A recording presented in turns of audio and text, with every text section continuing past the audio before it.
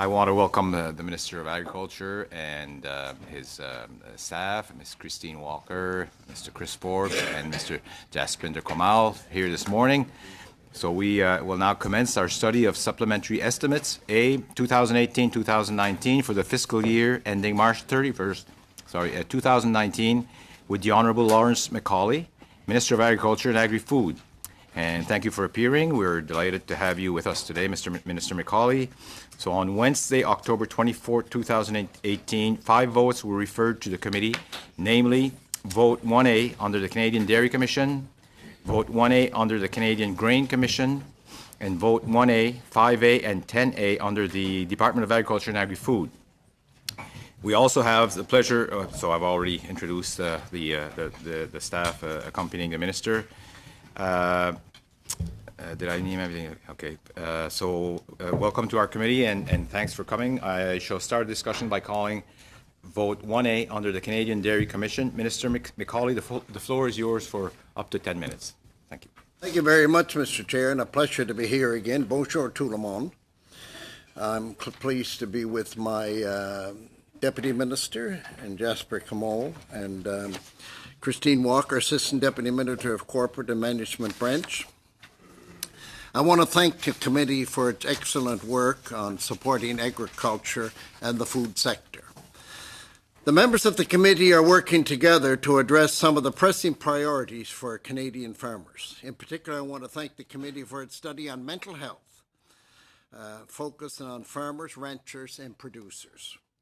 You heard some very interesting testimony, and I'm pleased that this committee has brought this issue to the spotlight for Canadian agriculture. I know it's also an issue which is very close to my Parliamentary Secretary, Jean-Claude Poisson. I'm pleased we are partnering with a number of organisations which have launched some great initiatives on mental health. Mr. Chair, my message to you today is that our government will continue to work with you to grow Canadian agriculture and the food sector. Today I would like to touch on 4 key points: the fall economic statement, the supplementary estimates, progress and priorities, and challenges and opportunities for the sector. Last week, the government released our fall economic statement. It shows that our plan for strengthening the middle class and grow the economy is working. Our government knows that Canadian farmers and food processors are key drivers for the Canadian economy. That is why the fall economic statement includes many measures to support continued growth. We will invest $25 million to remove non-tariff barriers to agricultural trade and hire more agricultural trade commissioners. We will improve our tax system so farmers can grow their businesses. Food processors and manufacturers will be able to immediately write off the cost of capital investments like machinery or equipment. And farmers will be able to write off a larger portion of the depreciation in the year an investment is made for purchase of buildings, machinery, and equipment. This has been a major ask for the farm community, and we have delivered. As the President of the Canadian Federation of Agriculture said, the fiscal update shows that the federal government is taking the right steps to increase the competitiveness and efficiency of the Canadian agricultural sector. It's very heartening to see the government is listening to farmers and, more importantly, acting on what they hear. These initiatives are an important step towards harnessing the potential of Canadian agriculture. As you see, the supplementary estimates are just over $30 million. That on top of the main estimates for 2018-2019 of just over $2.5 billion. The supplementary estimates include an investment to advance agricultural discovery, science, and innovation. It's part of the government's investment of $70 million to help farmers manage climate change and conserve our soil, air, and water. Hire 75 new agricultural scientists to keep our industry on the cutting edge. Mr. Chair, since we met last, we have marked a couple of major milestones in the industry. On September the 30th, Canada reached a trade agreement with the United States and Mexico. With this agreement, we have maintained the tariff-free access to the American market for Canadian exports we enjoyed under the NAFTA. That's good news for 1.5 million Canadians whose jobs depend on trade with the U.S. And our farmers and food processors, we have projected a $30 million agri-food export to the United States. Throughout the negotiations, the government worked hard, extremely hard, to advance the interests of Canadian farmers and food processors. At the same time, we fully recognise that the agreement will impact farmers and processors under the supply management system. It is important to remember that this U.S. administration was calling for a complete dismantlement of the supply management system. Our government defended and preserved our system from these very strong American attempts to see it dismantled. I can assure the committee that our dairy, poultry, and egg producers will be fully and fairly supported for any market loss. Before we do that, we'll sit down with processors and producers. That is why we're forming working groups to develop strategies for the short term and the long term. Our common goal is to help our dairy, poultry, and egg sectors innovate and drive our economy for future generations.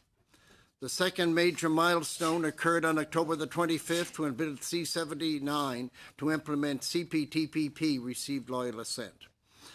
This landmark agreement is part of the government's strategy to diversify our trade. With Canada being one of the first 6 countries to ratify, our farmers will be among the first to benefit. Tariffs will be eliminated on a wide range of Canadian exports, including in meat, grains, pulses, maple syrup, wines and spirits, seafoods, and agri-food products. There are estimates that this agreement will put an additional $2 billion in the pockets of farmers. In Japan alone, our pork producers are looking at a new sales of over $600 million. I led a trade mission to Europe in October where we worked to maximize our under CETA. At the same time, we continue to defend our interests abroad. While in Italy and Brussels, I expressed Canada's concern with Italy's mandatory country of origin labeling required on durum wheat for pasta. I took every opportunity to promote and defend Canada's farmers, their quality products, and free trade based on a science-based system. Our government has signed the biggest trade agreement in Canadian history with the world's largest trading blocs in Europe, North America, and the Pacific. We have firmly maintained the 3 pillars of our supply management system, and at the same time, we've given farmers and processors access to a full 2/3 of the global economy. And we're not stopping there. Earlier this month, I was proud to lead a delegation of over 300 on a trade mission to China. Mr. Chair, I'm proud to support that our agri-food exports signed 18 agreements with Chinese partners, and we expect to generate about $640 million in new sales as a result of this mission. We successfully promoted our world-class Canadian food and beverages, and we work with industry to grow their sales to this vital market for farmers and processors. As members are aware, we have set a target of $75 billion for agriculture and agri-food exports by 2025, and I am confident we will meet and exceed that target. Of course, none of this can happen without investment. Over the past 7 months, investments have been rolled out under the Canadian Agricultural Partnership, as well as trade, science, and sustainability are key priorities for the partnership. Science is keeping our industry on the cutting edge. Over the past several months, we have announced investment of over $75 million in science clusters for a wide range of sectors. Mr. Speaker, I am pleased to be a member of Parliament and a farmer. That was what I did for my life. It was just over 30 years ago on November the 21st that the people of Cardigan elected me for the first time. I have always been extremely proud to represent the people of Prince Edward Island, and I'm extremely proud to represent Canadian farmers, whether in the House of Commons, traveling our country, or around the world. We have the best farmers and ranchers in the world, and it's a source, and it truly is a source of pride to represent them. When I look ahead at the prospects for the industry, I see a great future. This past summer, I had the privilege of visiting some of our outstanding farmers and food processors on a tour across the country, and it's truly amazing. Our farmers and processors are innovators, they are passionate about agriculture, and they're driving our economy. Truly, the future of our industry is in good hands. Thank you, Mr. Chair. Thank you, Minister Macaulay, for updating us on the programs and endeavors from the department. We will start our question round. I just want to welcome Mr. Dean Allison to our committee in replacement of Mr. Dreeshen. Et maintenant, Monsieur Berthold, jusqu'à 6 minutes pour des questions au ministre. Merci beaucoup, Monsieur. Well, Mr. Berthold, go ahead. You have the floor for a few minutes. For your 30 years of being an MP, it's a long time to serve, and I want to really I appreciate when someone like you just doing this job for so long. You talked about the fall economic statement. Just between you and me, did the finance minister tell you when will the budget balance itself?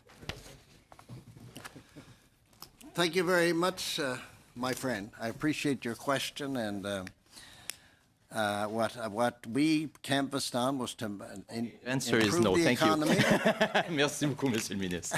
Monsieur le ministre, pouvez-vous déposer les... Mr. Minister, could you table some of the reports that your ministry has done in opening up the markets to Americans under the supply management systems prior to having signed an agreement with the Americans?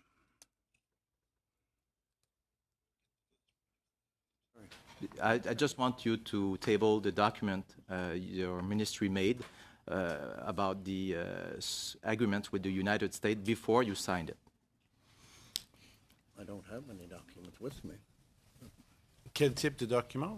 Les études, est-ce que votre ministère a fait des études? Well, your ministry conducted some reports, of course. You inquired as to what the cost or the fallout would be in signing an agreement with the Americans prior to having signed it, of course.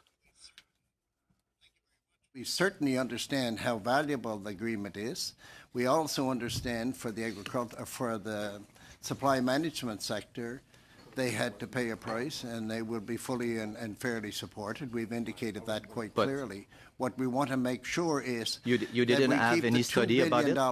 You didn't have any study about it before signing. I've had lots of studies in agriculture, but I can have to turn it over to my deputy. No, that's fine. Monsieur le ministre, quand les... Well, that's fine. Mr. Minister, when were you made aware during the negotiations the decision taken by your colleague to abandon some of these producers for chickens, for example? Was it that evening when there was a lot of panic and we were up against the deadline and had to sign? When were you aware? Aware long before anybody sat at a table to negotiate.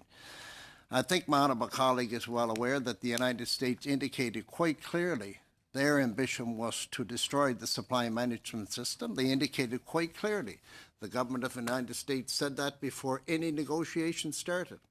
And I think it's fair to say, Monsieur le ministre, on a des, you're a good friend, but commentaires. I have to answer the question. Yeah, but on a des commentaires. We've had comments from Mr. Sonny Perdue that he never received any requests or approach by the Americans that they wanted to completely dismantle the system. So we're getting two versions, in fact. Not the question isn't do you understand the American position, but when were you made aware of the concessions, and were you aware of the scope of these concessions? My good friend, that negotiations took place for a long period of time. I understood what the objectives were for the American government before the negotiations started. I understood it would be a problem for our supply management sector from the very start. I also understood quite clearly, and I'm sure my good friend did too, that the objective of the United States was to destroy the supply management system.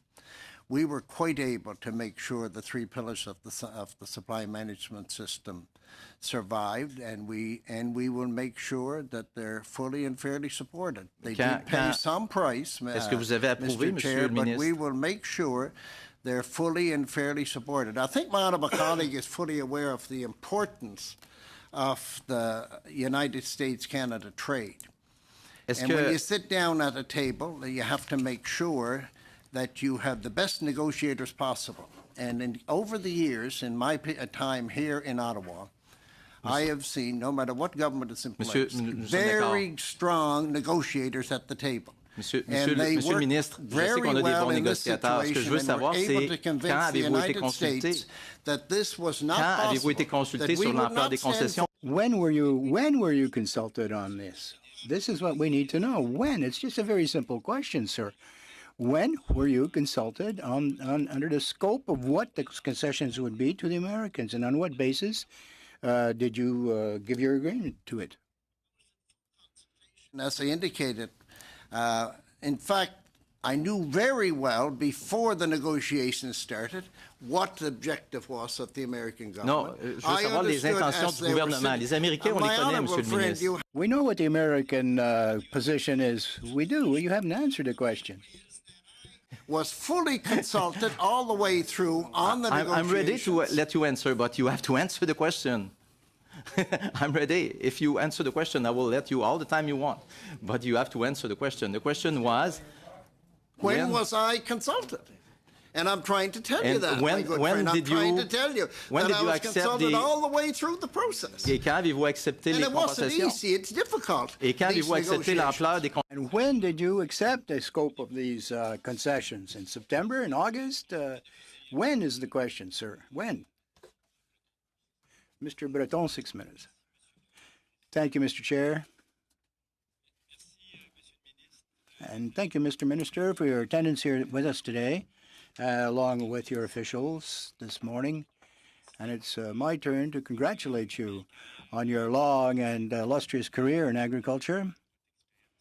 Your experience and expertise, of course, is going to be put to the benefit of the entire agricultural industry in Canada. We've heard a lot said about opportunities throughout the world, in fact, for our Canadian exports, all our products, which are of the highest quality, of course, and that we can actually produce in quantity and have a great recognition factor throughout the world. You spoke of it earlier. You've traveled to China, a huge country, probably where there's the biggest population in the planet. Could you tell us a bit more about your experience of this trip, this mission, this commercial trade mission to China? And how do you feel, how do you believe that we can improve and increase our penetration of the Chinese markets with our Canadian products? Of market in China, and I've been as minister there 5 times, a number of times previous to that. The Chinese market is vitally important. This was a very interesting trade mission. I was represented Canada at the Chinese International Import Expo, which the President of China presided over. It was very interesting to be there. Most all countries in the world were represented at that country. I also participated in the opening of one of the largest seafood exhibitions in Qingdao. It was my second time that I opened it with the minister. It was very interesting. Not only did we open it, but he came to the Canadian Pavilion and spent about a half an hour there and saw all that we had to offer. And then there was the food and hotel expo in China too. All these ended up with about $1.75 billion worth of signed deals. But the most important thing, in my view, with China is to be present there. There's no question when I sat down with the minister at the fisheries exhibition, there was a friendship creating, and that's part of what's so important with getting your products into China. Of course, as the minister indicated to me, they're very interested in quality, price, and friendship. And they also look, of course, at all countries, including China, are very concerned about safe food. And we have, in this country, the Canadian Food Inspection Agency, and it's so important that that's funded and funded properly. If you have the maple leaf certified by the Canadian Food Inspection Agency, that is a great trademark to sell products in China, and we have that. But with that, you have to be present there. We were present with over 100 producers and exporters, and I think we made a good impression with the Chinese importers. We had meetings with many, many people. But it takes time to enter the Chinese market. But once you get there, if you can get established, it means that there'll be a bigger demand for our agri-food products, and that's exactly what I'm trying to do. Merci. Un autre. Thank you very much.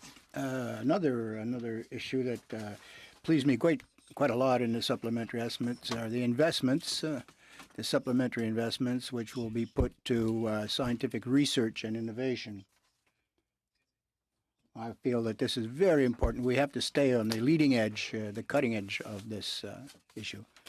What will the advantages for agricultural and agro-food sectors be in Canada, particularly our producers? Of course, with any product, number one, I think farmers are innovators, whether government is involved or not. But it's essential when your competition is the world today. That's where our competition is, and we have invested. There had been a major reduction in science, research, and innovation over the last number of years. And when we come into power, now we have invested $100 million into science and research, and that's vitally important. If you do not have that, you're not on the cutting edge. And quite simply, if you cannot produce a top quality product with less fertilizer, less water, and take care of the environment, that is also taken into consideration when you're dealing with countries around the world, including China. The environmental impact is quite important. But it also involves the back pocket or the farmer's pocket. Quite honestly, what we have to do with science and innovation is make sure that we produce the right seeds that can grow with less fertilizer and less fuel, less water. And what it does, it means it's less cost for the farmer. Vitally important. And of course, with the science and research over the years, we have great scientists. Just canola itself was developed here. The canola seed was developed in Canada. When I had the honor of being appointed minister, I believe the exports to China of canola was worth about $2 billion. Now it's 3.75 billion or something in that line. That's a lot of money. That puts a lot of money into the pockets of farmers. And the demand is growing. The middle class is growing in China. The middle class is growing in the Asian communities. There's more money for them to buy the products that we can produce. We have to make sure that we produce safe, top quality products. What's vitally important is safe food. The world demands safe food.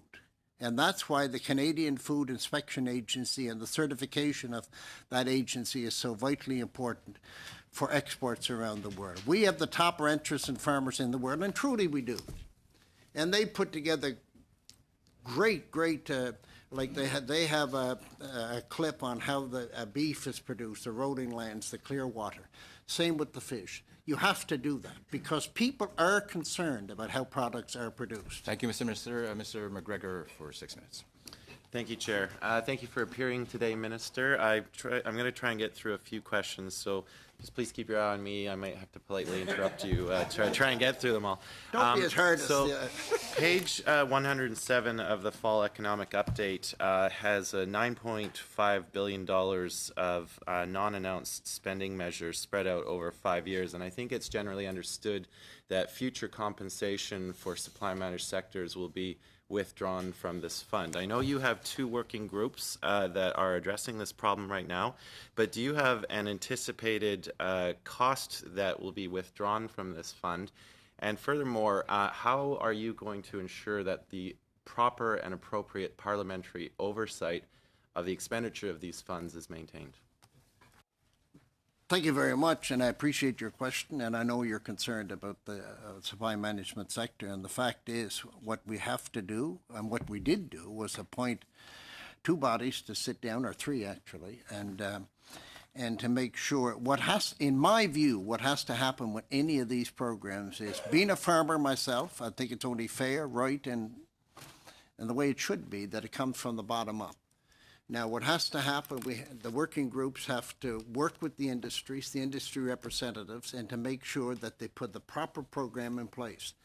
They have paid a price for the trade agreement. So we have to make sure that they're fully and fairly supported, and that's what we're going to do. But I don't want to... The parliamentary oversight of the funds, though, right? We have $9.5 billion spread over 5 years. we as members of Parliament, we have to approve the funding that Her Majesty gets to spend. What I'm concerned, Minister, is how do we as members of Parliament have the proper oversight over those 9.5 billion? Because right now it's a single line item in here, and we have no further details. Neither do I, or neither should I. But going into the But future, fact how will is- you as a department Just give me make 1 sure? second. You're Sure. asking a question. Yeah. The fact is, like anything that happens, any money that's spent, there's a normal parliamentary process that will take place.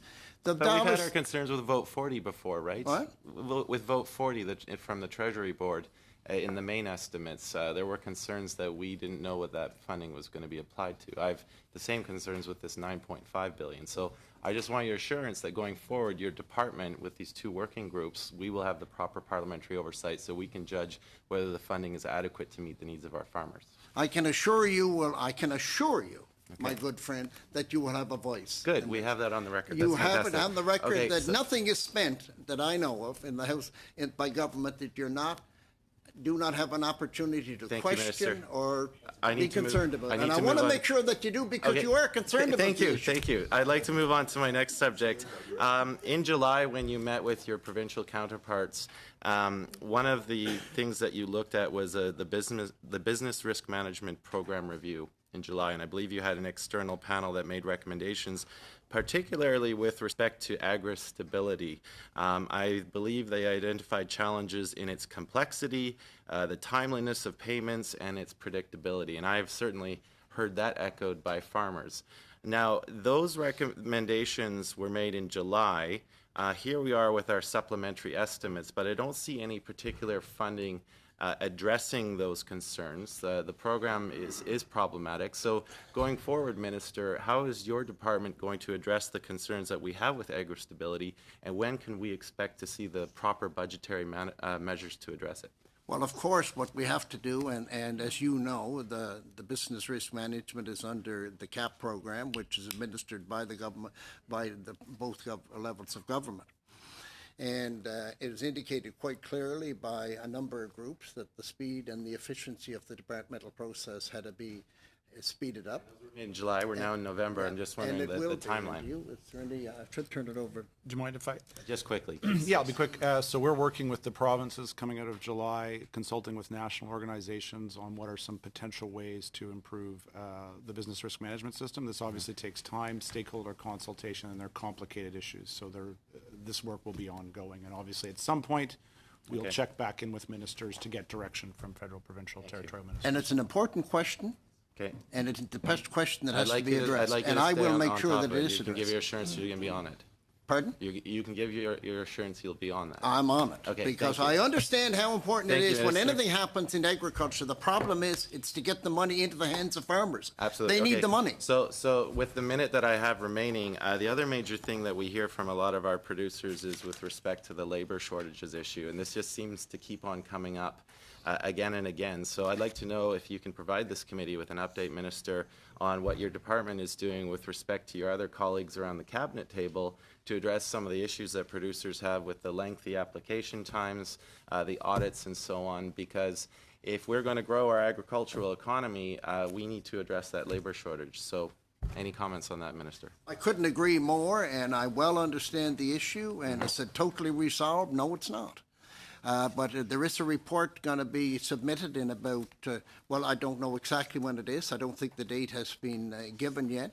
But to make sure, part of the problem is the growth in our economy, but also we need to address the issue of foreign workers, because I understand what you're saying, and it's well taken and an important question, because I have plants in my own district that won't operate without these people. You have operations that won't operate. The system was flawed. We're working very hard to make sure many, it's not under my jurisdiction, of course, but it certainly affects my department very much so. I'm well aware it affects my department, and I know how it affects a lot of departments. But we have to make sure that it's done properly and it's not taking the jobs from Canadians, which I don't believe it is in many cases. In fact, I believe that if we do not have the foreign workers, perhaps the Canadians would not have their jobs because plants would close. But Chair, this is an important question. I can tell you quite honestly, it's a concern of mine. to make sure that this is addressed. It's an ongoing, very important issue. Thank you, Mr. Thank you, Chair. Minister Macaulay. Mr. Longfield for 6 minutes. Thanks, Mr. Chair, and thanks, Mr. Minister, for being here and for listening to our committee's concerns. It's really good to see that the fall economic statement reflects some of the studies that we've done. We've looked at non-tariff barriers. There's funding for non-tariff barriers there. We've talked about improving our trade. There's money for trade commissioners. I'm always interested in innovation, as you know. We never have a conversation that it doesn't come up. And there's Discovery Science. The University of Guelph is a great partner of ours, as well as OMAFRA in Guelph. I was recently making an announcement on your behalf down in Leamington with Competitive Green Technologies, using science from the University of Guelph, taking coffee grounds from McDonald's across Canada and making headlight inserts for Ford Motor Company, and then shipping them to Mexico for molding that would come back for assembly. The type of investments that we're making in science are really game-changing and quite often hard to recognize as agricultural products, especially when you get into bioplastics and some of the nanotechnologies. You've seen a lot of innovation over your 30 years serving in Parliament. Could you comment on how we're trying to keep in front of the game here, how we're trying to get to where the puck is going in terms of investment in innovation? No matter what area of the agricultural sector you're talking about, innovation, research, and science is so important. And what you're talking about, like what you did at True Leaf and all this, you have so many areas to make sure that we have the investment. And you can make we can grow so many products that would create products that were not possible to do many years ago. And that's, in fact, what we have to continue to invest in and make sure that that the agricultural sector receives the appropriate remuneration for this, and that's of course why we have the research. And you've done a lot on like a True Leaf, and you know I just made an announcement down in Vineland the other day, and it's amazing what can be done. Like of course when you talk about picking small cucumbers and picking mushrooms and this type of thing.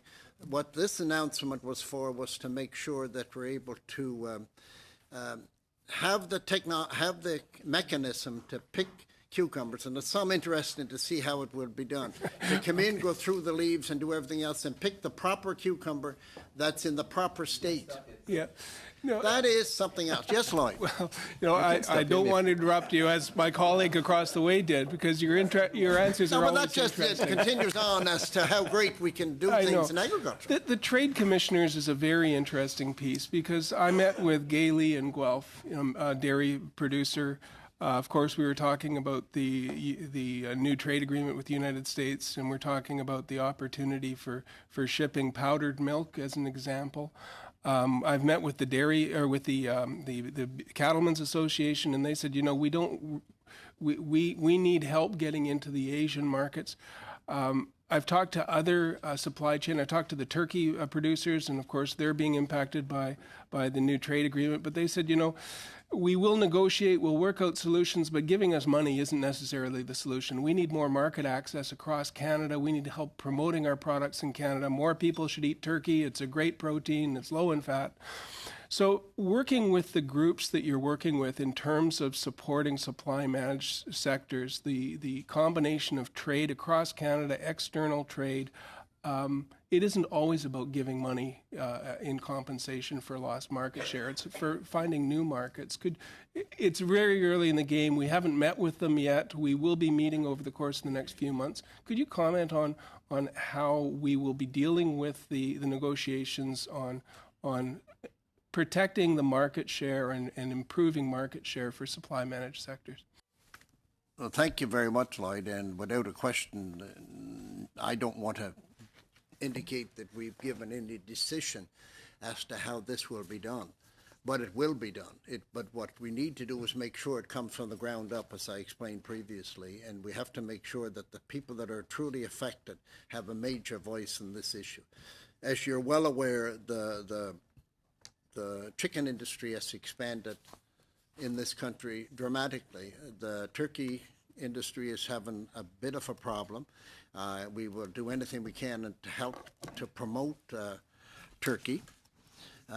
We understand the consumption, the population, the demand for food right across the country is increasing. And you're right. We have to make sure that it can take investment, it can take advertising, it can take information, in fact. And everybody's concerned about their diet. Everybody's concerned about what they consume. Most people are, anyhow, but I have a little problem in that area myself. But the truth is, that is what will attract more business. But again, it's not I would hope that's some of the direction that's taken. But what we have to do is make sure that there's more of the Canadian product consumed by Canadians. That's what we want to see happening. Thank you.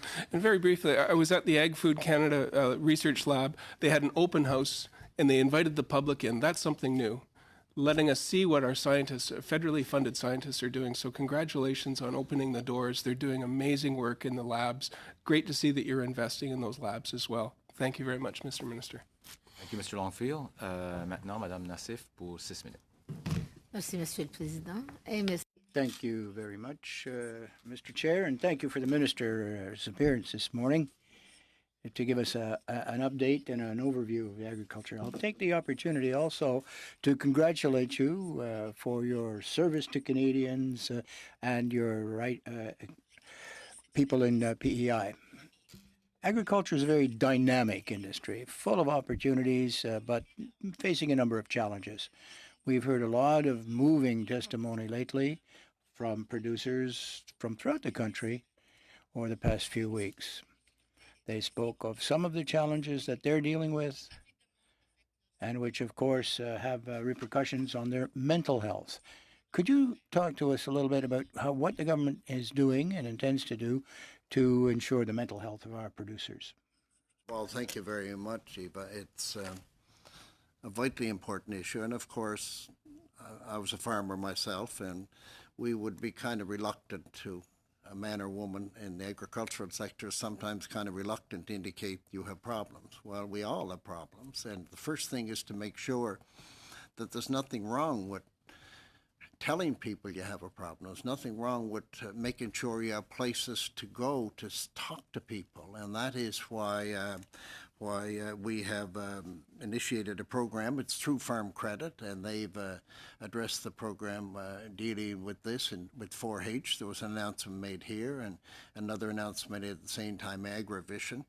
What we want to make sure is that that farmers understand, look, there's a lot of money involved in farming. You have to spend a lot of money and hopefully to get it back. That's simply how it is. I know what it's like. I was asked a number of times, are you wise to cover 100 acres of land with potatoes and expect to make some money? I mean, you just don't know.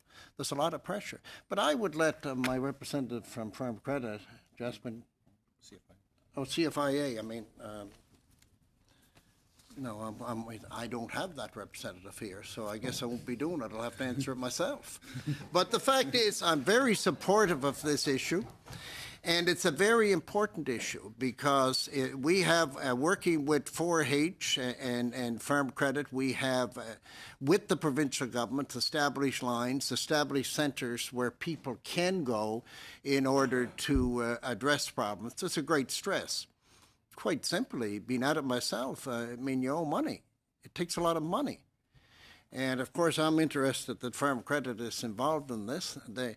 I've had loans from Farm Credit myself, and I had to pay them back. And, you know, it can create stress, good, heavy stress, I can tell you. It's not simple. It's hard. And things happen in the agricultural sector. You can owe money, and all of a sudden you have a storm, and something happens, and you lose. Sure, there are programs in place, and all governments work hard to put programs in place. But simply, in the end, the farmer pays the price. Governments can help some, and they do some. But in the end, in my view, farmers pay the price. And it's so vitally important that governments understand that and to make sure they put everything in place in order to make it better. Because the opportunities for farmers in this country are endless because of what's taking place in the world today. The world is our market. And there's a lot of expansion. There's a lot of innovation. All that costs us money. All that costs us stress. And it's not easy to deal with, having experienced it myself. Francis and I, farming in PEI, we owed money, and you wonder. And I mean, I went through this. We had a great crop of potatoes. PVYN hit, and potatoes went from 12 cents to 4 cents overnight. That hurts. You have to deal with that with your own mind. And I'm telling you, if there's nowhere to go, and you get a big slap like that, you need people to talk to and to be able to help you work around it. Farmers and ranchers are honest, but there's pressures, and there's pressures from all directions. So I want to thank everybody at the committee for dealing with this issue. It's an ongoing, big issue to deal with, and anything that I can do to help and the government can do to help in order to make sure the proper, and my parliamentary secretary, Jean-Claude Poisson, he's initiated this, and it's a very important thing because I know the feeling. Monsieur le ministre, nous avons eu la semaine. Mr. Minister, last week we heard, of course, from the fall economic statement. Can you tell us about what's in it for farmers and producers here? $35 million to increase agricultural exports and to have trade commissioners, and also to deal with the protectionist measures or tariffs that are put in place. We're very strong in this country and most countries are strong on science-based regulatory system. I have some difficulty dealing with when you have a science-based system, but then you go to the parliament and vote on it. Most politicians are not scientists. My desire is, and I think the North American desire is to make sure that the world is a science-based system. If you have a science-based system and you have a problem with a shipment or a product anywhere around the world, it's pretty easy to go back. But what we want to try to do with this money is to make sure some of the unfair issues that develop worldwide, and they continually rise up, in order to address some of these things. And the accelerated tax depreciation, that went, we increased that to 15 to 45%. Example, if you have $2 million investment, and not very hard to have it in agriculture, Thank you. you can deduct $900,000 on the first year. That's a big thing for agriculture. Yeah. Just if you're wondering what it means, just price the price of a 150 horsepower tractor. That'll tell you how much it costs to be a farmer. And all you can do on a tractor is drive around. You have to put equipment behind it. Thank you, Mr. Minister. We'll go to Mr. Shipley for 6 minutes. Thank you very much, Mr. Chair. And Mr. Minister, congratulations on 30 years of serving your constituents in PEI. I was just looking across the road. I think you've been around across the aisle. You've been around longer than all of them put together. And maybe on this side even. And so I know that you're very much been in PEI. We have great friends there, and you're very much respected. And thank you for your service. Yeah, and I understand you're going to keep going. Who There knows? you go. Mr. Minister, did you have input into in talking about the U.S. Canada-Mexico agreement? The Prime Minister referred to it yesterday as the new NAFTA, so I'm not sure now where we're going with that.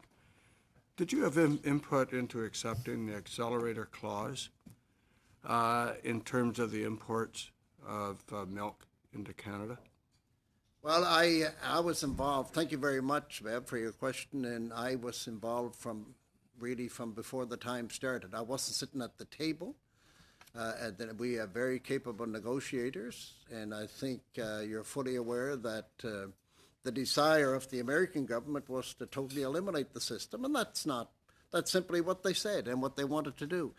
But again, I have to congratulate, not credit for politicians, but for our negotiators at the table and the people that were frontline in this issue. It was so vitally important that they're able to accomplish what they did. But Bev, I'd like to say that yes, the supply management sector took a hit. And they indicated quite clearly this was going to happen. But We know that, Minister. I guess I'm just trying to figure out where you're sitting in terms of these negotiations, because an accelerator clause, one, we've now allowed fluid milk to come into Canada. So there is now an escalator clause in the amounts that can come in. And then secondly, can you tell me how the negotiators or how you're going to deal with milk that comes in from the United States where they are allowed to use growth hormones under BSE and it is illegal in Canada? So how does that work in terms of our consumers' confidence in what the agreement has allowed to come into Canada, something that is illegal, and it is now going to be part of the agreement? Bev, I very much appreciate your question, and of course, you said you knew. Well, I think you know this too, that there's absolutely no food allowed into this country unless it's safe food. Without a question, CFIA has the authority to indicate whether food is safe or food is not safe.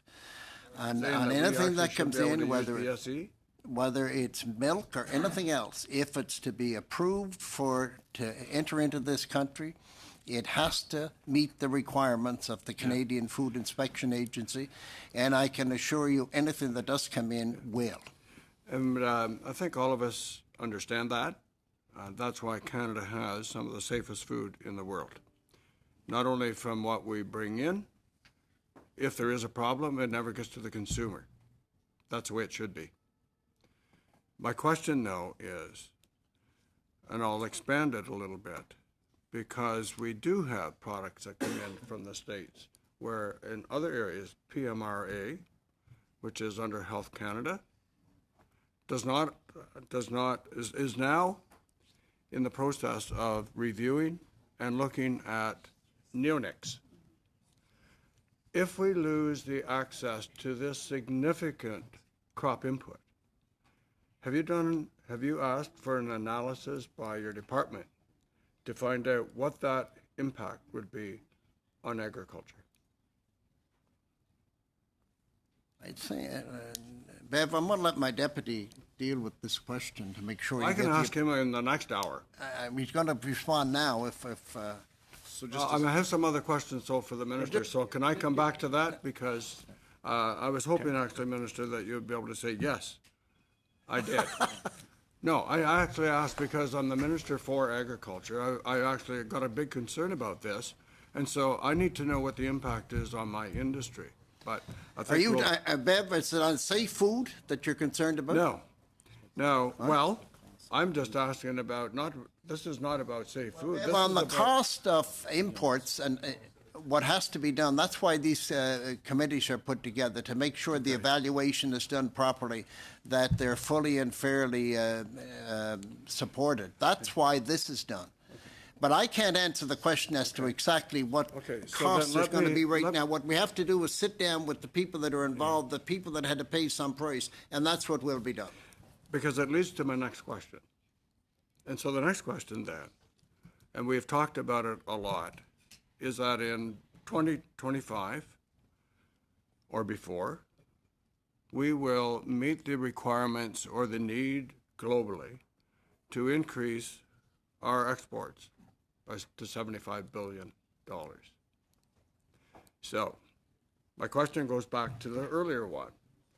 Have you asked for an analysis? Because what we're finding is PMRA, a side ministry to you, Mr. Minister, is putting roadblocks in front of our industry by starting to reduce the amount of products that we can use to grow our safe crops. So, Mr. Shipley, we're really out of time. I'll allow the minister to... Second, I want to, Bev, this truly cares, and the truth is we want to make sure, without any question, Bev, you looked at the fall economic statement. You see what we're doing. We put $25 million in to make sure we deal with the trade issues around the world. We accelerated tax deduction. What we're going to make sure is to make that the farmers can expand. We give them the proper financial assistance that we can in the tax system in order to make sure that they can expand.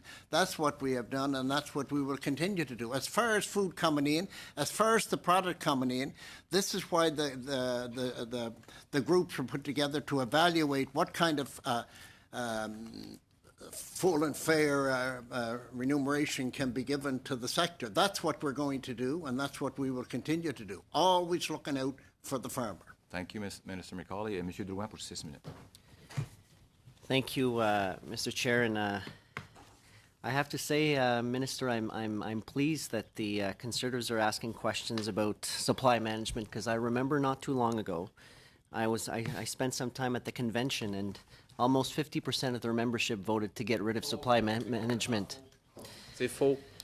Là, il a juste pas dit démentir. S'il dit démentir, je vais dire. Faut réagir. Sorry, Mr. That's not true. That's not true, Mr. Chair. Minister, I want to read to you a quote from the Canadian Federation of Agriculture, and it says, "The fiscal update shows that the federal government is taking the right steps to increase the competitiveness and efficiency of Canada's agricultural sector.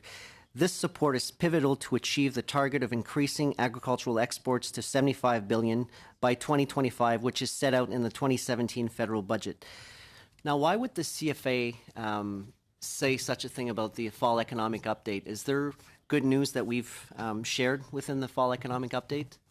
Well, there certainly is. And first of all, on your first statement, it would be very helpful if all members of the House of Commons would fully support the supply management sector because, and I'm not blaming anybody, but the fact is, it's an issue it's been in the headlights of different countries around the world in order to try to hurt our system. When we have government, when we have parties or individuals that speak against the supply management system, it certainly does not help my efforts. And I know we know it creates a problem. On the fall economic statement, there's a number of things that took place. The accelerated tax depreciation is so important because, as I indicated previously, when you buy it, just all you have to do, Francis, is buy a tractor and find out just what it costs. Or buy a tractor and a potato harvester, and all you can do is drive around with those two things. You know, there's no end to the financial input for farmers. So what we did in that area was make sure that it would put more money in the pockets of farmers sooner. And that has a reciprocal, it helps the machinery dealers, helps the people that work in manufacturing. There's no end to what this does to help the economy. And also on the trade issue, which is so vitally important, if we could just work hard, we're working hard, but if we could just have other countries adhere to the science-based regulatory system. All we want to do is produce quality food, safe food, and we're noted fully for that. I don't think we have any problem. If you got CFIA approval worldwide, that helps you. The maple leaf on a product, whether you're in China or Vietnam or where it is around the world, it certainly helps. And that's what we have to do. As you know, also, we have invested $100 million in science research. That is also vitally important because if you're not on the cutting edge, no matter what you're doing, whether even if you're on a dairy farm and handle your grain operation in a different way, it mightn't involve a lot of money. That's innovation, but it's a way to do things quicker that costs less and is more efficient. And then there's bigger things that, like with Navdeep Bains' budget, and of course I am that as much as I can to make sure any dollars we can get out of that to make sure that innovation takes place. And we have, of course, the protein cluster, which will create many, many jobs. These are things that will do nothing but help the agricultural sector. But it's also important to realize other countries around the world are at this work too. So we have to continue to keep our eye on the ball, make sure we give the farmers, ranchers, and processors in this country the opportunity to advance and to innovate. Because no matter whether you're milking the cow or processing the milk or making the French fry, it all Not because I'm French, are you? Innovation is vital, and it means more dollars in the end for farmers. But it's nobody need think that it's just us that's at that. The world is at it too. But I think we're investing quite well for the license. And Minister, I do have to ask you an update on supply management and where we're at with the working group. I do have to say into this record that I'm disappointed that the leader of the official opposition that would, after the deal has been negotiated, and saying that he would actually negotiate a better deal. I find it funny. Actually, it's like the hockey coach who says he'd win the Stanley Cup after the playoffs are done. I find it not deemed of a quality leadership. But could you give us an update for the working group? I think there's been a working group put in place for to deal with supply management. Well, I thank you so much, and it's without a question for the supply management sector. This is vitally important, and I'm concerned about the supply management sector. I milked cows before I came here. I was involved in the supply management sector. It's vitally important to our economy. What is taking place, of course, we put actually 3 working groups in place. But what has to happen with, of course, the deal has to be signed and ratified with the 3 countries. And these things have not taken place yet, but it's due to start to take place very shortly. But it also has to go through the Congress and our parliaments in the 3 countries. And when that happens, hopefully, and I'm sure we will have worked with the groups that are representing the different sectors in the supply management industry, in order to put a full and fair package in place that will make sure they innovate. And what we have to make sure is that these sectors, whether it's dairy, poultry, chickens, eggs, whatever, it's the next generation that we're concerned about too, to make sure that they're able to expand and as you know, as the growth continues. Thank you. We look what happened in the chicken industry. I mean, I think it's something like 10%. And like that. So, you know, these things are so valuable. And the dairy industry is well aware that these things are taking place. The demand for product is, I know you're looking at me, Mr. Chair, but the truth is the demand for product is continuing to expand. But it's so important that we're able to produce the product in this country, make sure it's our own product. Canadians know that it's our own product. If the blue cow is on the product, it's a Canadian dairy product. So, you know, these things are quite important, and we will continue to push. But we have to let the groups work themselves and make sure that they come up with the appropriate package. And we will make sure that Parliament is fully aware and our colleagues are fully aware and will have a chance to voice their full opinion on Thank you, Mr. Minister. We have a couple of minutes left, so I guess there's some questions from that side. Merci. Merci, Monsieur. Thank you very much, Mr. Chair. Thank you. When we let the minister speak, I mean, he can fill the space, and surely. I have quite a few questions. I have quite a few concerns. I've met with a lot of stakeholders in the agricultural sector who talk to me about the reform, the labeling issues, country of origin, and the impact on the industry of the various measures announced for the elimination of neonics. We don't hear you talk about those issues very much. Do you realize that these are going to have major impact, significant impact on the cost of production and on the survival in certain subsectors of agriculture? Have you had the opportunity to tell your colleague, the Ministers of Health, that we haven't been unable, we can't go to the Health Committee to express our concerns there on these issues. So have you indicated to him what the impact of some of these decisions will be, and what are you doing to protect Canadian producers who are threatened by this tendency, which is not necessarily based on proven science? So I spoke at length here. I want to get all my questions out at once. Now it's your turn. You're not indicating that the science-based system on approving chemicals is not done properly in this country. I hope not. But I, of course, have concerns about what I was saying is that unfortunately, what we hear from the stakeholders currently, decisions are being taken by the Department of Health, which hasn't really included all available science. This is what we've heard here on several occasions before this committee, and that's quite worrisome. It's of concern. There will be some significant financial impact for producers and farmers in Canada. They would like to have a minister who's going to stand up to the Minister of Health and say, listen, we have serious concerns here. This will have some impact, and we don't want to see this threaten the survival of the sector. And as if you want an answer, you'll have to perhaps give him a chance to get it in there. Well, as you did with fiscal reform. He's a good friend of mine, but he was talking about me using up time. It's hard to get a word in edgeways with him, but he's a great man. He's a great man.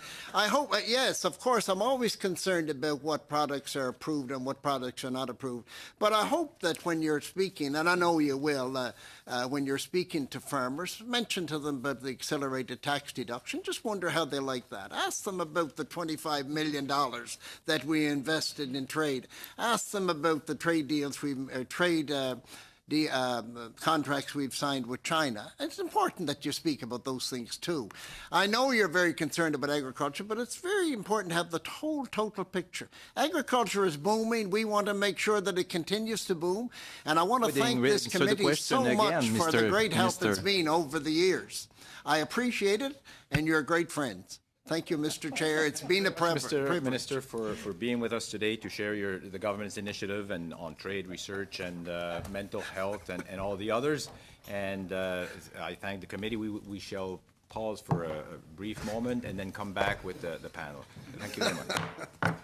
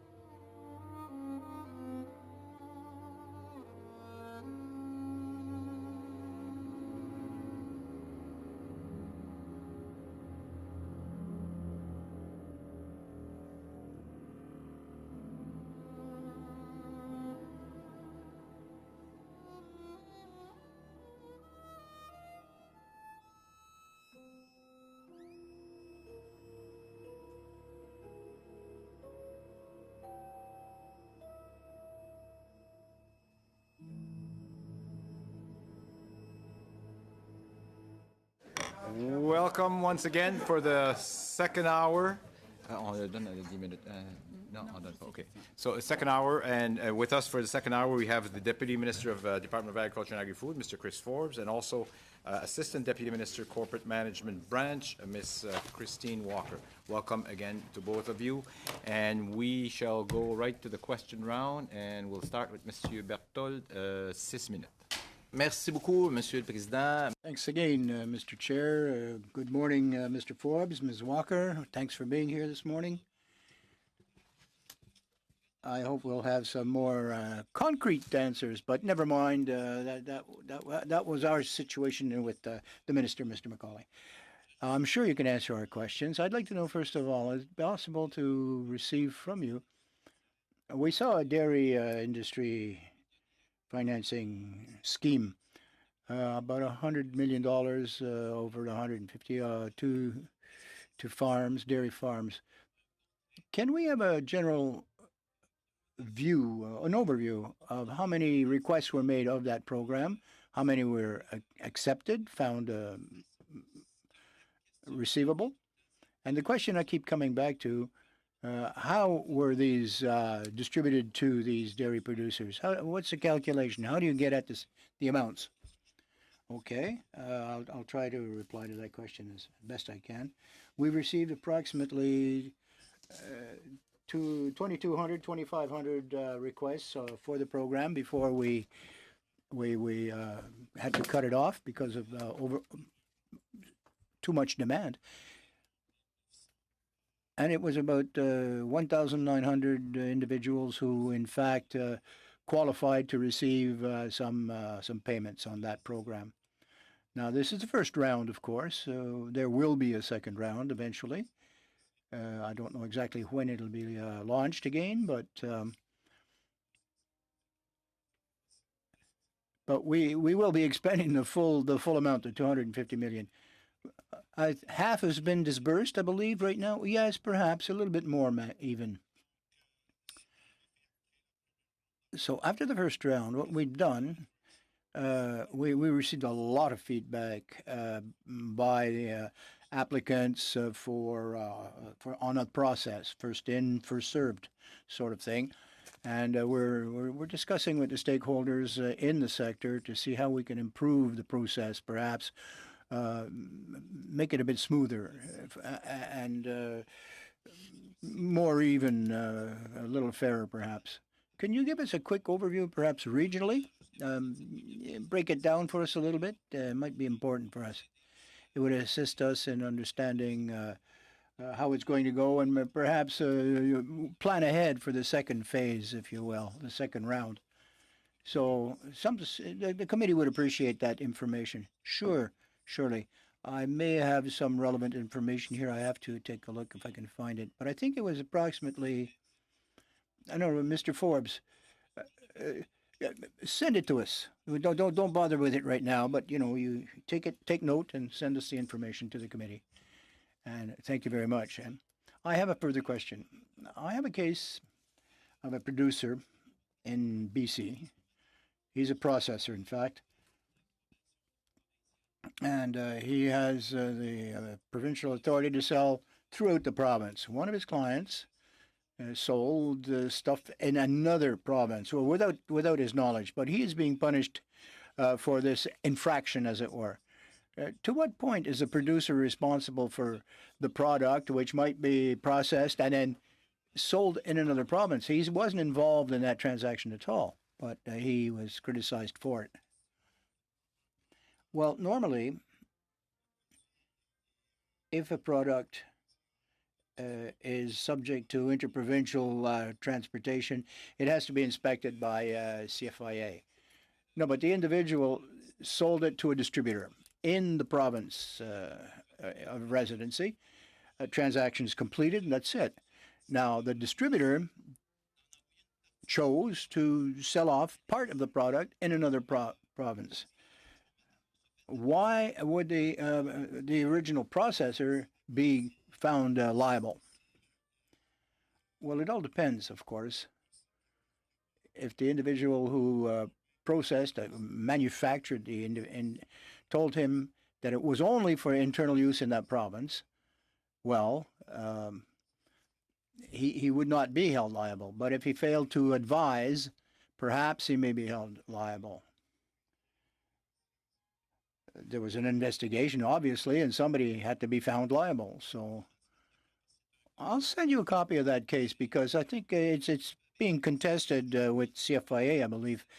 And there's thousands and thousands of dollars of fines involved here and sanctions. I just wanted to know what the process was in general, but I think it might be worthwhile for you to have a look at this issue, this particular case. You know, where does that liability end for the processor? He sells it to a distributor, and it could be sold from distributor to distributor. But at some point, you can wash your hands of it. It's no longer your responsibility as to where that the ultimate destination of that product will go. I don't have much time. 30 seconds, Mr. Forbes.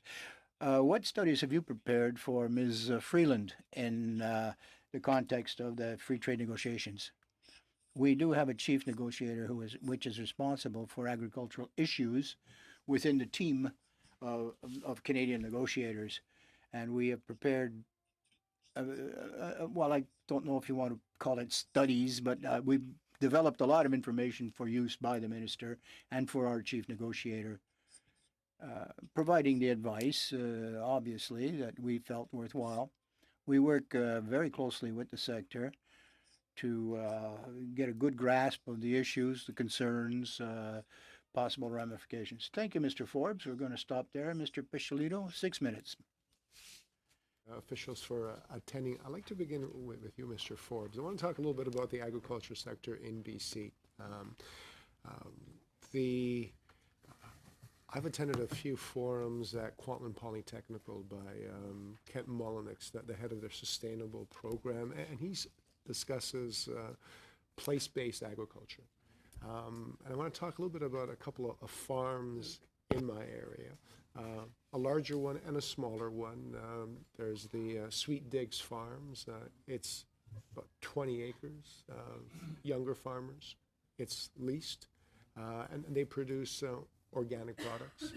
Then there is the Richmond Country Farms, owned by the Hogler family for over 50 years. Actually, Minister McCauley visited it a couple of years ago. It's 300 acres, but it's all locally grown.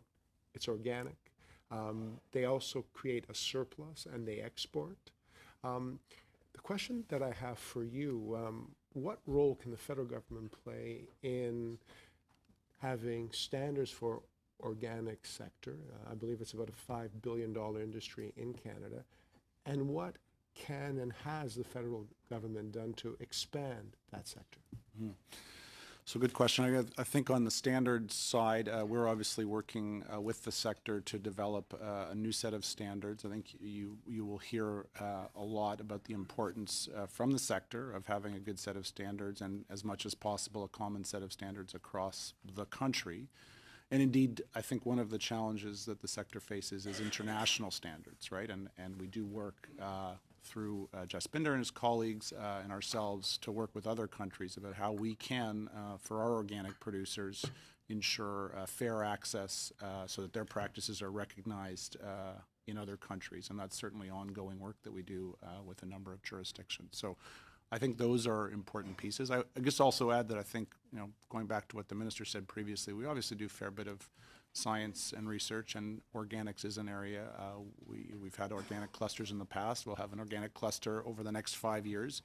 And so we'll continue to work with the sector on that, going back to, what are the innovative practices? What are the new approaches? How do we use science and research innovation to move the sector forward? Another very significant sector in the agriculture industry in BC are berries. Blueberries, cranberries in the east part of Richmond, Ocean Spray is there. There's the Mahal family. Peter Dillon is trying to expand into the Asia market. And Minister McCauley talked about Asia, about China. He didn't talk about Japan, Korea, but obviously those are significant markets as well. Can you talk a little bit about what the government has done to expand into those markets and concrete steps to break down some of the non-tariff barriers that these countries have. Yeah, sure. So I mean, I think we're, as you allude to, I mean, there are multiple fairly significant markets in Asia. We have China, where the minister was, but through TPP, we have Japan, Vietnam, and of course, we have a free trade agreement with South Korea as well. So, it's a mix of things that we do, I would say. I mean, one is working, again, through the regulators to make sure that when companies come to us with markets that they think they can work into, we look at, what are the sector's priorities? How can we make sure that some of those non-tariff barriers are brought down? We work in country through our trade commissioners, as an example, in China, right? Working with companies and working with buyers on the ground to help market development. And some of these, the trade shows that the minister talked about, food and hospitality, China, the Qingdao Seafood Show. I mean, these are the kinds of things that we can do to help promote Canadian products on the ground. So it's a mix of technical work, I think, to make sure that effectively companies can reach these markets. Obviously, the trade deals help getting the barriers down, and then there's the work of actually development and promotion of the markets. Again, some of it in country, some of it done domestically, but working together to try and get some of those, the awareness and the market developed in some of these Asian markets. As was discussed earlier on, another major issue in BC and all across Canada is a labor shortage of farmers. There's a lovely farm called Rabbit River Farms in Richmond. It doesn't deal with rabbits. It actually has organic eggs and hens, and it needs workers. Steve Easterbrook desperately needs workers, as do a whole lot of the other farms in the area. We talked about the Hogler farms. They have workers that come in from Mexico. They've had them come in for the past 12 years, and then they have to go back. It's disjointed. Can you talk a little bit about what we can do to fix this perennial problem, it seems?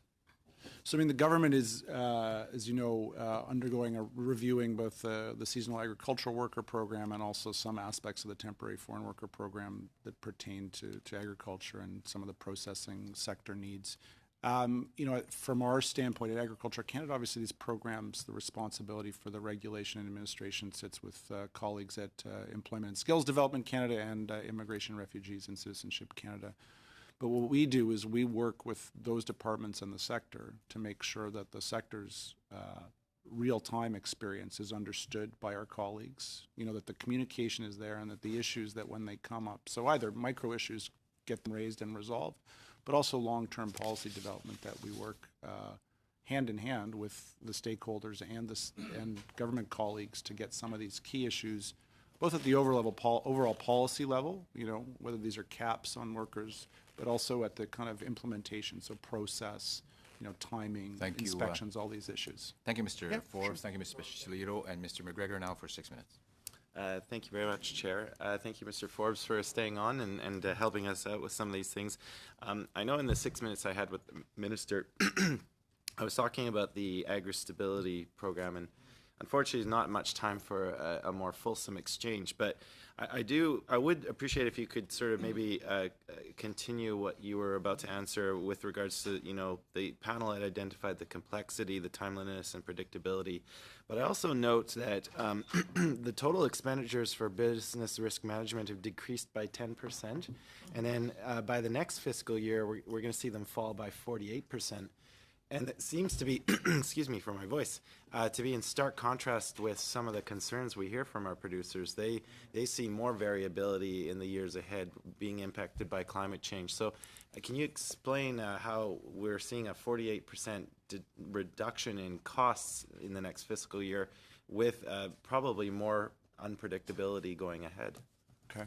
So I'm not sure the 48%, why don't we look into that for you, because that seems a bit much, unless I'm missing something in terms of the subs versus the... I had it here from the notes from the Library of Parliament. Okay. By next fiscal, the planned expenditures will fall by 48%. Maybe, Christine, do you want to talk about the 48, and then I'll come back to the overall direction? You're good, you're on. So what happens is that these are actually funded out of statutory payments. Okay. They're not out of voted appropriations, and the fund will be replenished in the following year. So okay. They come in for only 1 year.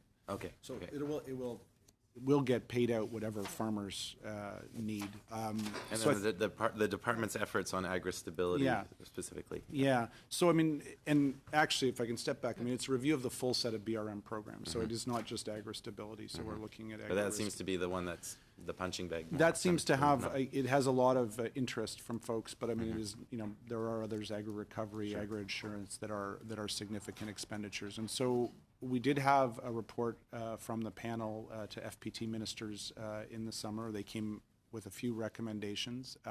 Some of it was about finding more kind of private sector kind of risk sharing that we could do to help. So some of that stuff that's not full private sector risk and not really government, you know, risk that government should be covering. Can we find ways to help develop products in the middle? We actually launched under one of our programs a call for proposals from academics and others to look at what some of those models might be, and we'll work with the provinces on those over the course of the coming months.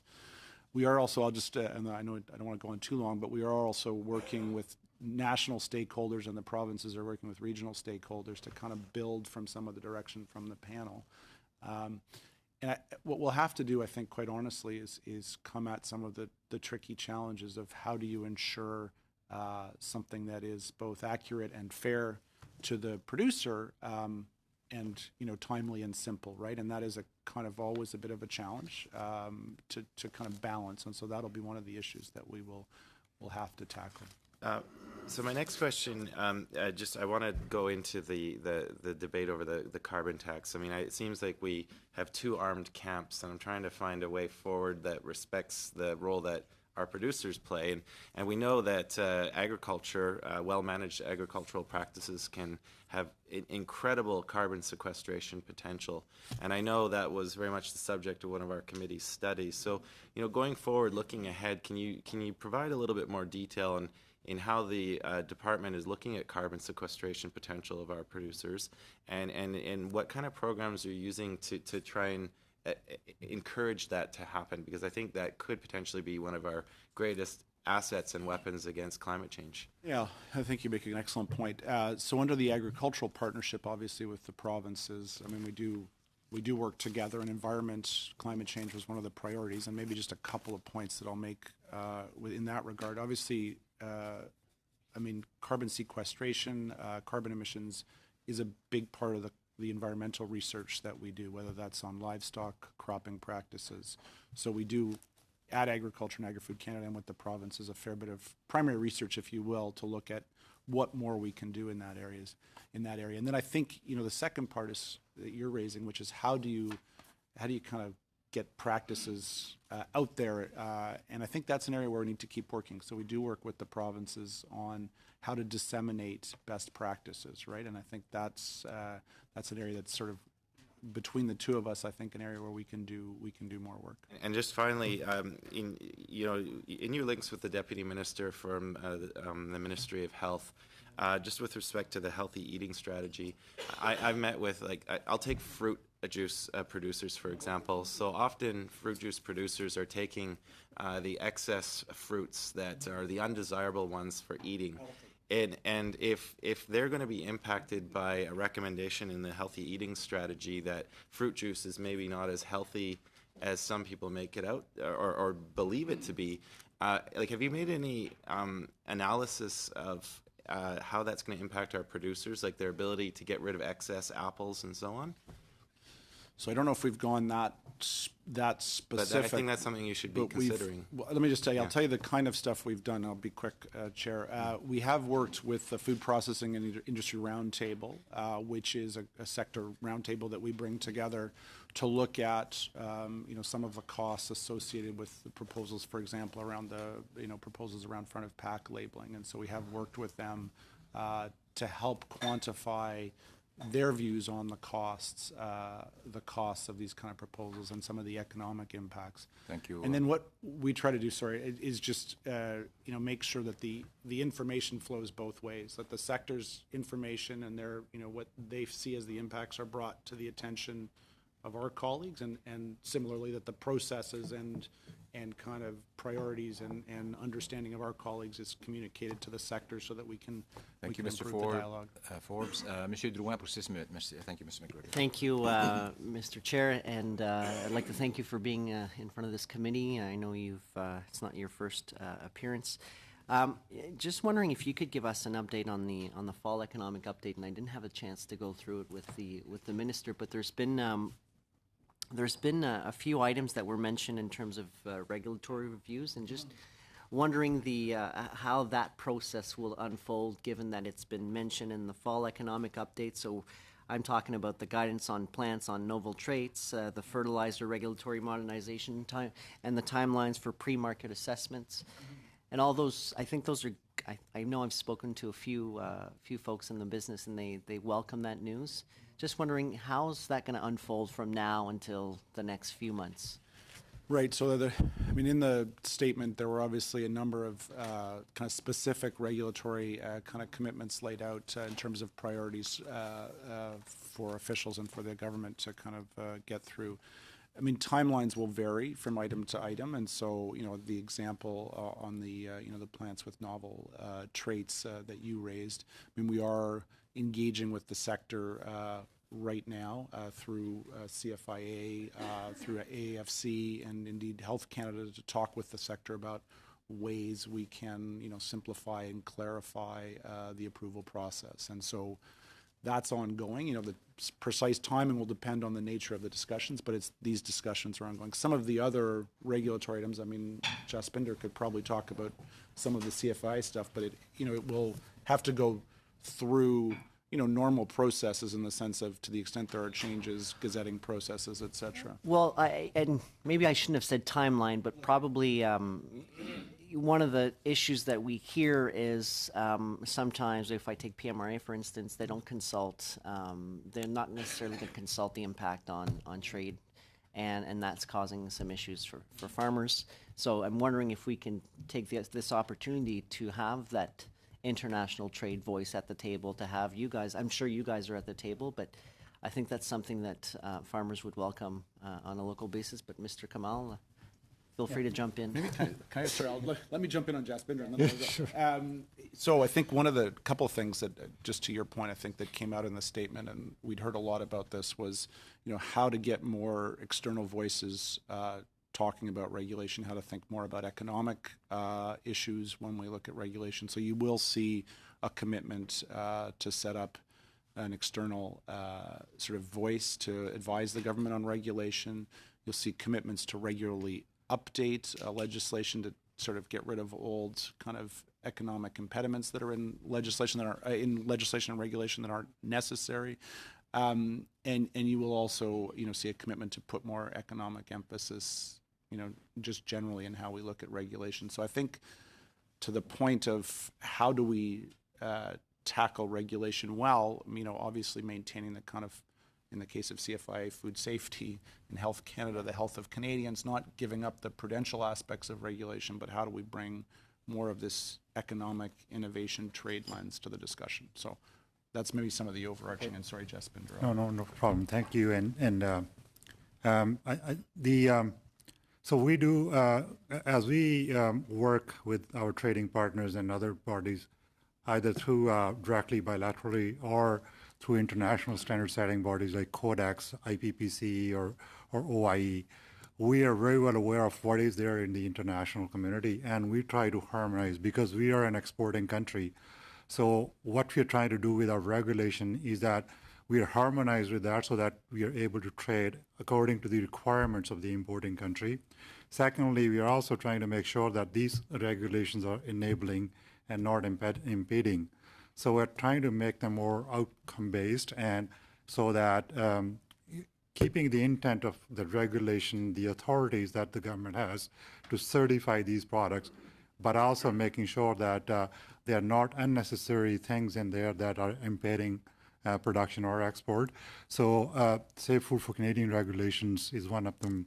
And we have other regulations in the pipeline, such as feed, fertilizer, hatchery regulations. So we have a number of regulations that are in we are modernizing them with full consultation with stakeholders. we are making consultations up front so that when it goes to gazetting, that we have a full view of the stakeholders. And then once it's in the consultation, we would have already talked to our international partners, but then we also publish it through WTO for 75 days, whatever the time is. And I know, having spoken to a sheep farmer, I know she will welcome the approval of veterinary drugs using foreign review. So how would that work essentially? So if a drug's approved in the U.S. But not yet on the Canadian market, I suspect that the publisher or the proponent of that particular drug still has to apply to the Canadian market. But then they would have to.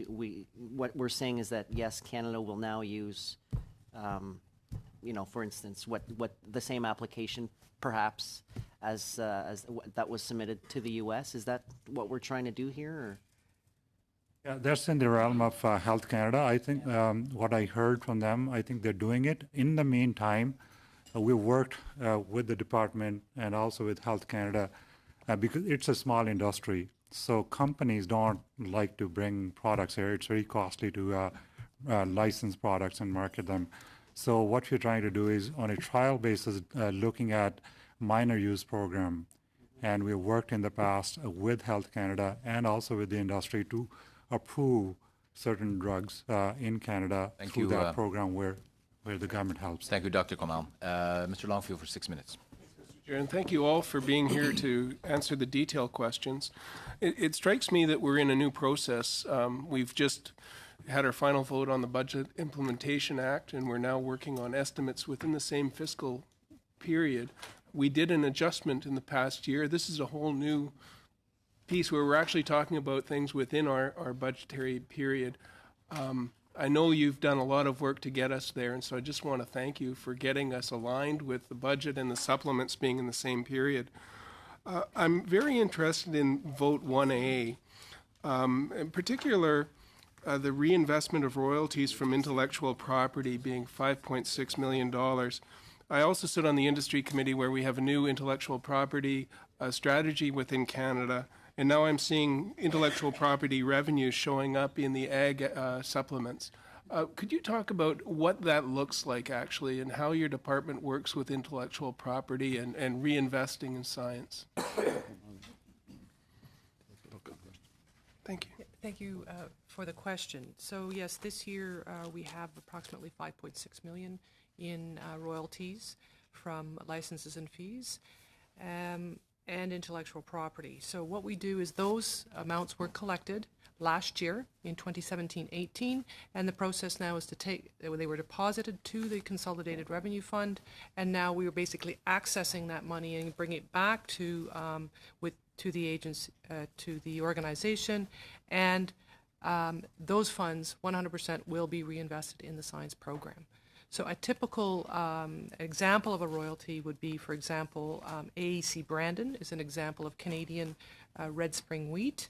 It was actually developed by AFC, and it's been planted on over 228 million acres in Canada last year and commanding about 24% of the market share. Just from that, we got $800,000 in royalties. Wow. And when I was at the open house in Guelph of your lab, I saw some developments around I saw lots of developments. Maybe I shouldn't go into the real specifics, but having to do with the antimicrobial resistance and using berries and skins in terms of that, and then looking for market opportunities. Is there any kind of commercialization process that these labs are able to do, or do they work through industrial partners and the industrial partners do the commercialization of some of the research? Generally, the commercialization of products will come within industry, right? Not from, we're not in the business of commercialization generally, so yeah, it would come. And we do have programming that, goes a bit to that side, not necessarily with our own innovations, but we do have programming that supports that. Great, thank you. And I've got two other line items that I wanted to address. One was the reinvestment of revenues from sales and services related to research facilities and equipment, like 2.5 or $2,553,000.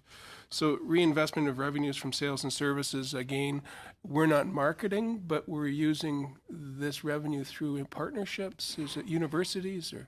So thank you for the question.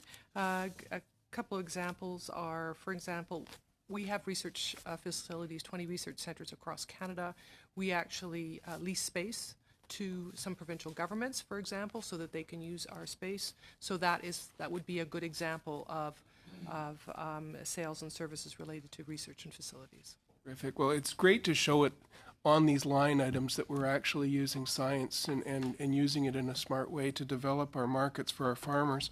And the farmers are also involved with the developments, which is great. There's one final one that I'm seeing is the final line item of contributions in support of Living Laboratories Initiative. When our committee traveled, we went to the University of British Columbia. We saw a living laboratory there. We saw some things around organics, as Mr. Pescosolido was talking about our investments in organics. What is the Living Laboratories Initiative? Thank you. So the Living Laboratories Initiative was part of the $70 million that was announced in Budget 2017. It is a contribution over 5 years for $10 million. What they are is a nationwide network of sites where groups both in and outside the government can collaborate and develop and implement innovative solutions to address persistent agro-environmental issues. We've recently completed a series of stakeholder engagements across the country to introduce the concept and get their perspective on regional priorities, roles and responsibilities of partners, and criteria for the site selection of living labs. Okay, thank you. These are great answers. I appreciate that. And I've asked all the questions I wanted to ask, so I just want to take the time to thank you for the great work that you're doing and on behalf of our farmers and our country. Thank you very much, Mr. Longfield. Now, Mr. Bev Shipley. Thank you very much. Thank you, witnesses. I just want to follow up on Mr. Duren's comments. The Agriculture Growth Act came into effect in about 2014, in which it allowed those smaller, for Canada, to be part of the registration process on a global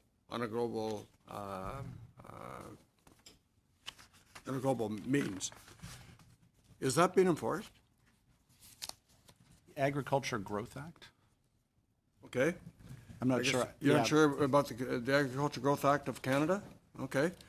Is part of that is where actually PMRA, the Veterinary Drug Directorate, CFIA, all came together to say, because it was just about minor use is fine, but we have in Canada a large area of small production, and many areas, particularly in the horticulture and others, where we can't get the sheep industry, we can't get the registration of products. So the idea is that we're in a global market. We're also in a technology where Canada can become part of that registration process. If Australia wants to do it, or Europe wants to do it, or the United States, is that not being followed through? Yes. Because if it is, it takes away from the comments that were the concerns that are made. Because actually, they should be actually very much be able to, through PMR, be part of that solution. Thank you for the question. Yes. So the Agriculture Growth Act came into being in 2014. It had many aspects to it, and we have incorporated the intent of that act into many of our regulations, and we are continuing to do so. And to your specific questions about looking at harmonizing the pre-market assessments, I think that is happening too in the area of veterinary biologics, which is under the authority of CFIA. I don't know for sure because it's not under our responsibility, but PMRA and Health Canada are looking into that. For example, in the feed realm, we are feed for animals. We are now we have almost harmonized our requirements with the U.S. FDA, and we're working with Europe to harmonize with them.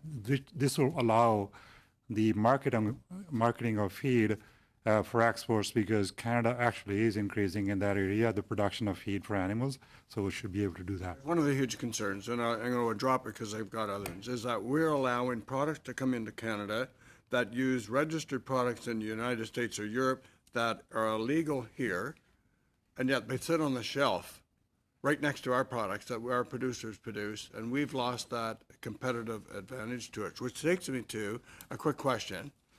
And I asked the minister, and so I think it's gone to you now, BST hormone in the milk that's coming in. How are you going to deal with that? Because it is illegal in Canada to have that product here. And now we will be able to import that product into Canada that is illegal. How do we get around that? So my understanding is that BST has been banned in Canada for animal use. Health Canada has looked at it and found no harmful effect for humans. See, that's the problem. Yeah.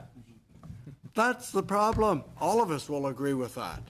We're given the advantage to our competitors, and we shaft our producers here because we don't have access to that product. And so under the new NAFTA, which the Prime Minister called yesterday, we're going to be able to allow milk coming in from the United States with an illegal product.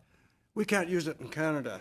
And that helps too, if a producer wants, to improve the production. We chose in Canada a number of years to make it illegal. That's the problem. And I suggest that as a ministry and as a bureaucrats within our ministry that we actually start to push back and support our dairy and our livestock producers against PMRA and Health Canada on these issues. So I want to go to another one, if I don't mind. Front of package labeling and the Canada Food Guide. Huge impact across agriculture in Canada. Did you put forward a cost analysis of what it would cost our agriculture industry if those continued to go through as proposed? So I think, as I said earlier, we've worked a lot with the sector on this issue, and one of the things that we did through the Food Processing Industry Roundtable was the industry put together an estimate of the costs of implementation of the front of package labeling. So this was based on input from the industry, after much discussion on their part, and this is material that we shared with colleagues around. On the food guide also, like a combination of that, because that's another one. They took food that was actually promoted as health food across Canada and now putting a label on it and saying it's bad to eat. Both of these are still policies under development. They're not in place, and so there's still discussions going on both. I understand that, but I think it's just to our industry. It's like one of the most significant industries in this country. And if we don't know what that cost analysis or what the hit is going to be to our producers, other than to say, well, we're concerned about it, like they need to know what's the impact going to be to them on their livelihoods. And so it's when I ask these, I guess I'm just sort of wondering why there wasn't directive to get some cost analysis for our producers so they know what the hit's going to be on these new We're out of time, regulatory Mr. changes. Shipley, unfortunately. So we've have a little bit of time. I'm gonna, if you're okay, well, you might have a chance. I'm gonna give each a question. I think we have so I'll start with Pierre, and I'll go with Mr. McGregor. But it's just that there's only I got 15 minutes. No, I got business to do to adopt the report and all that. So if I give you all one question, everybody okay with one question each? Okay. Pierre, vas-y. Oui, merci, Monsieur le Président. J'ai peut-être deux questions, en fait. Thank you, Mr. Chair. In fact, I may have two questions, but thank you to the witnesses. I noticed that there was an amount, not a huge, $748,000 granted to participation for organizations, international organizations associated with the agricultural sector. I was somewhat surprised. I'm pleased about it, but I was somewhat surprised that Canada was participating in projects abroad. I say projects. I don't know if they are projects per se. What organizations would benefit from these amounts? Or overall, or in part, but are these Canadian organizations that are participating in a project abroad, or are they foreign bodies who are benefiting from this? I have an organization in my riding which is preparing a very interesting project, and possibly if I'd like to refer them to you if they're admissible, of course.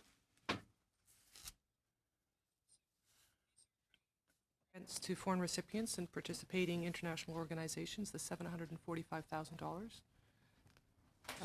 That's what he's talking about. So they would be international bodies that work to help. In fact, it links back to our trade objectives to set global trade standards, as an example, for different aspects of setting up rules base that can collectively be agreed to by CFIA and counterparts in other countries. So we will provide funds to them to organize, to move forward policy issues, to organize events, to develop, policy positions that are global, which help us set kind of, to the best extent possible, common standards and benchmarks for trading. Unless you want to add something, Jasper. So, juste pour ajouter que c'est Well, just to add,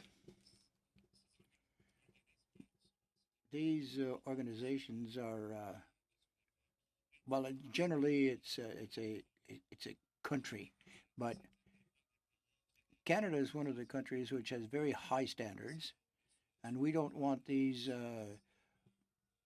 standards to be toned down, or we want to make sure that they come up to meet our standards rather than we go down to meet their standards. These standards are used to ensure safe products from Canada. Further question? No, that's fine. I'll let it go. Dr. Kamal, just going on what Mr. Shipley was talking about with the hormone use, I believe the primary reason it was banned in Canada was because the use of it led to a higher incidence of lameness and other problems in the animals. Is that correct? I think so. This was by Health Canada, so I don't have all the details. But you are the chief veterinary officer, so do you have some familiarity with it? Yeah. Yes. Okay. So I think, to address Mr. Shipley's concerns, I mean, we do have a very engaged consumer base in Canada, and I think a large part of their interest in our farms is to see that our animals are well treated. So perhaps we could use that as a selling point for Canadian milk in the future, that our dairy farmers look after our animals really well, and maybe that's some kind of campaign we can engage in. But that's all I have. So thank you to all of you for appearing today. Thank you, Mr. McGregor, and Monsieur Barthold. Merci beaucoup, Monsieur. Thank you, Chair. I have two very quick questions. Mr. Forbes, two committees were established for compensation on the supply managed sector. What is your involvement with these groups, these committees? Well, for dairy producers in Canada, we have to have the final text before we can actually get on with it. Well, how can you explain that we don't have a text, a final version? The Mexicans had it 3 days later. We still don't have a final agreement text in hand. How can we prepare to work on issues if we don't know exactly what we're talking about? Well, the negotiations are done, but there are still some T's to cross and I's to dot. There's still some minor details, but once it's finalized, we'll work on it. So the committees haven't really begun working. We have not, no, the committee has not begun its labors. The minister indicated that the long-term agreement with India, fumigation. But il nous a promis cette entente-là avant la fin de 2000. They guaranteed us this agreement before the end of 2019. Will we, in fact, attain that objective? Our exports of legumes have, in fact, been upset with this, by this, pulses. Well, we had a visit earlier in the fall from an Indian delegation, and we are waiting the report of that visit, that technical visit, And that's the next step, I suppose, fumigation of pulses. We're awaiting the report. We'll see what the report has to say.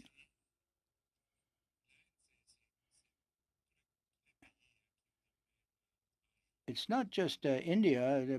Many countries have the same concerns that we have vis-a-vis India.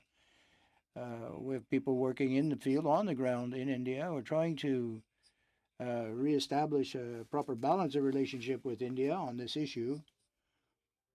We'd like a permanent solution, but will we get any results before the end of 2019? Well, we're prepared. We're ready to go. We're waiting the response. Thank you very much, Mr. Berthold. Thank you very much, Mr. Ford, both the DM and the ADM. Thank you, and Dr. Kamal. Thank you for being there to answer our questions. We're going to suspend this part of our meeting, but we are going to continue with the adoption of a report. So if members would like to stay put, please, we'll allow our witnesses to vacate.